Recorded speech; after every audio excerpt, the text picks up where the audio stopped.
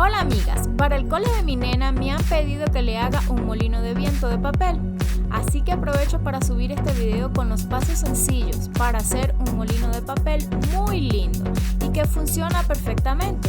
Espero que cuando se los hagan a sus pequeños les saquen una sonrisa como la que me regaló mi princesa el día de hoy. Antes de comenzar, no se olviden de regalarme un like y de suscribirse. Ahora sí, comencemos.